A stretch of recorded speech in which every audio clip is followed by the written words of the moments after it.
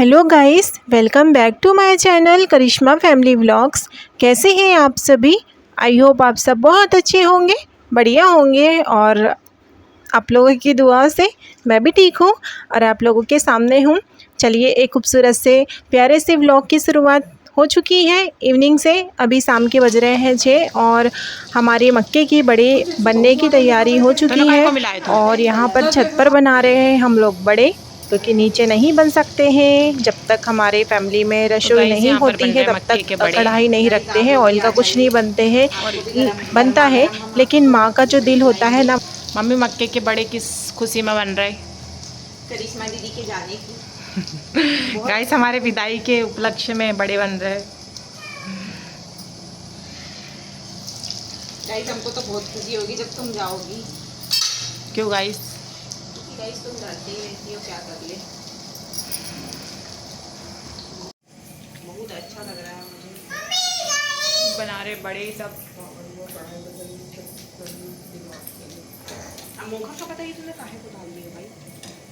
चलिए, यहाँ पर हमारी बातें चल रही थी और बातें ये कि मक्के के बड़े बनाते हैं ना तब उसमें आटा डालना बहुत ज़रूरी होता है।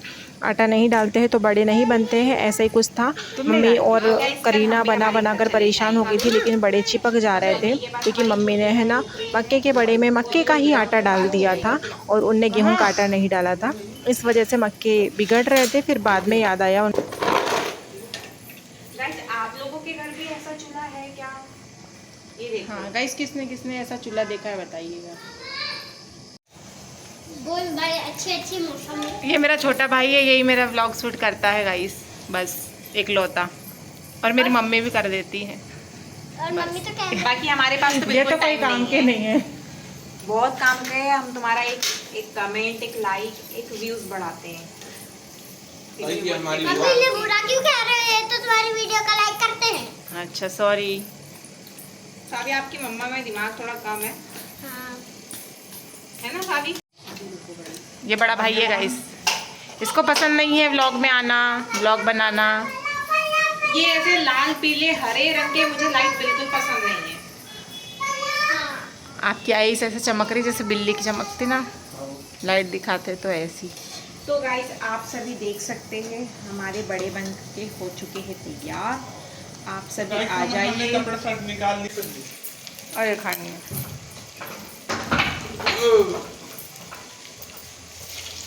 बहुत टेस्टी बनाए हैं आपने बड़े। मक्के के बड़े बहुत टेस्टी बनते हैं गाइस। एक बार आप लोग जरूर ट्राई करिएगा। रेसिपी करिश्मा दीदी से ले लेना। नहीं गाइस, हमने कोई भी व्लॉग शूट नहीं कर पाए थे क्योंकि बच्चों के पास मोबाइल था, इसलिए काम बहुत था। हमको पैकिंग भी करनी है, तैयारी भी करनी है।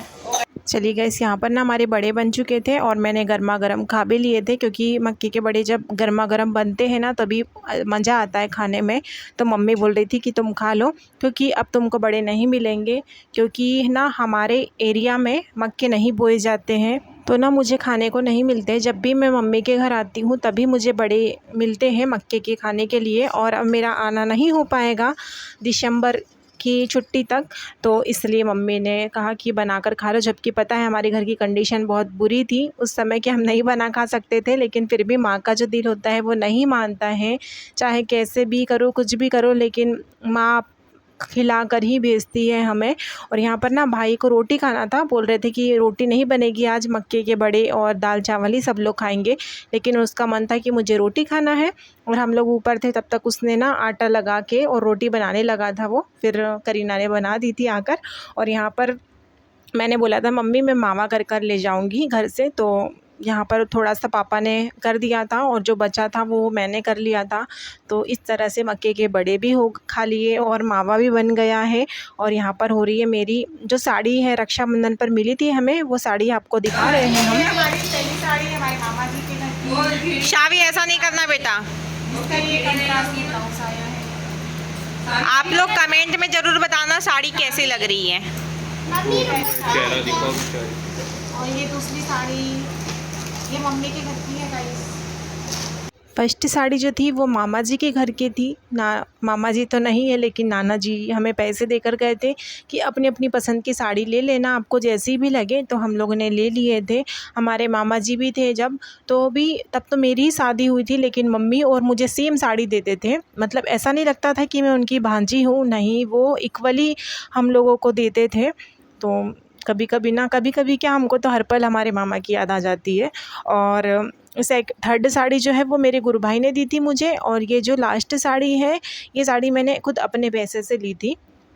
ये मुझे किसी ने नहीं दी है, ये मैंने अपने पैसे से ली थी। मुझे अच्छी लगी तो ले ली। चलिए भाई, इस बार व्रत के लिए साड़ी नहीं लेनी पड़ेगी, क्योंकि ना राखी के बाद से सारे व्रत स्टार्ट हो जाते हैं, तो सब में कोरी साड़ियाँ लगती हैं, तो फिर बड़ी दिक्कत हो जाती थी। हर बार तो मैं ना इसी उसी मतलब काम चला लेती थी, लेकिन इस बार ऐसा नहीं है। मुझे हर एक व्रत के लिए नई साड़ी हो चुकी है।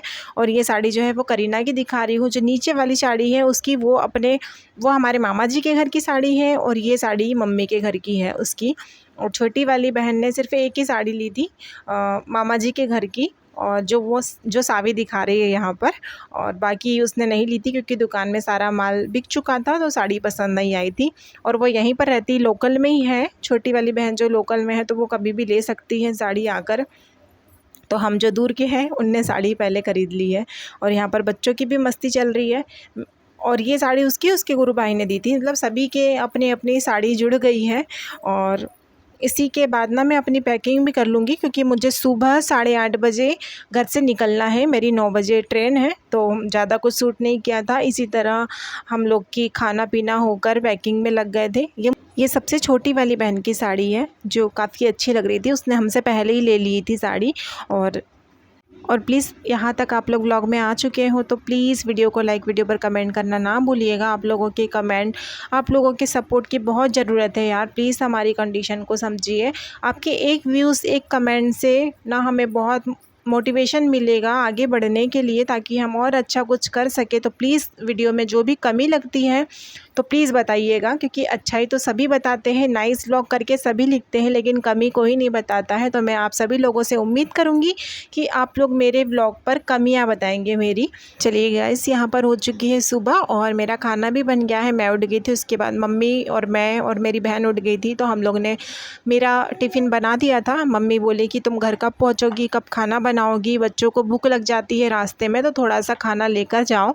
मम्मी की चिंता है वो हमेशा रहती है, चाहे बेटी कितनी भी बड़ी हो जाए, बेटी के बच्चे भी बड़े हो जाए, लेकिन माँ की एक चिंता जो होती है ना, वो बेटी के लिए अलग ही होती है। यहाँ पर मैंने अपने लिए सब्जी रोटी रख ली है। मेरा टाइम भी हो रहा है, तो जल्दी जल्दी पैकिंग करेंगे। साथ में हम लोग ट्रेन भी देखते जा रहे थे कि कहाँ पर आई है, क्योंकि हमारा जो स्टॉप है ना, वहाँ पर ट्रेन सिर्फ 1 सेकेंड 2 सेकेंड के लिए रुकती है। बस हम चढ़कर बैठ सकते, इतनी ही देर रुकती है। तो घर से थोड़ा सा जल्दी निकलना था, लेकिन ना किस्मत इतनी बुरी थी कि हमारी ट्रेन ना 9 बजे आने वाली, 10:30 बजे ट्रेन आई थी। तो बड़ा दुख हो रहा था कि मैं इतना टाइम ना अपने घर पर ही रुक लेती तो कितना अच्छा होता, लेकिन नए स्टेशन पर आकर पूरा टाइम बर्बाद किया मैंने।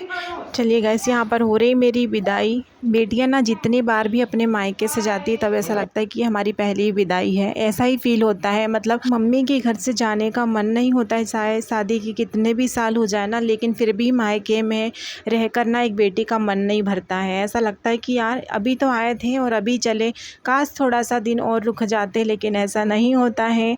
बेटियाँ की एक बार विदाई होने के बाद में वो हम मायके में नहीं रह सकती है ना, अपना घर उसे भी देखना होता है। तो चलिए, यहाँ पर हम बैठ चुके हैं अपनी गाड़ी में। भाई मुझे स्टेशन तक छोड़ने जाएगा। और एक बेटी के लिए कितना मुश्किल होता है ना, इस तरह से अपने माँ बाप को छोड़कर जाना कितना मुश्किल होता है। एक बेटी और एक माँ बाप समझ सकते हैं इस दर्द को, इस तकलीफ़ को। चलिए, ज़्यादा बात की तो फिर बोल नहीं पाऊँगी। और यहाँ पर सभी दुकानें, मार्केट बंद है, क्योंकि इतनी सुबह कोई दुकानें नहीं खुलती हैं। और आज ना सुबह से ही बारिश होने लगी थी, तो बहुत तेज़ बारिश होने लगी थी। मतलब ऐसा कि कोई बाहर निकल नहीं सकते। और हम अपने घर से निकल गए हैं। ये रास्ते में आते से ही हमको अलग सा सुकून मिलता है, लेकिन जाते वक्त उतना ही दर्द मिलता है। जितना सुकून आने में मिलता है ना, उससे कहीं ज़्यादा दर्द मिलता है हमें जब इस गलियों से होकर हम गुजरते हैं अपने घर के लिए। और यहाँ पर स्टेशन से जाते हैं तो रास्ते में लाइन पड़ती है, जो मालगाड़ी आ रही थी तो फिर हम रुके थे। ये सबसे बड़ा दुख होता है, अगर हम घर से टाइम से ना निकलो ना, इस तरह से गेट बंद हो जाता है तो फिर हमारी ट्रेन छूट जाती है। तो घर से ना टाइम से पहले ही इसलिए हमको निकलना पड़ता है।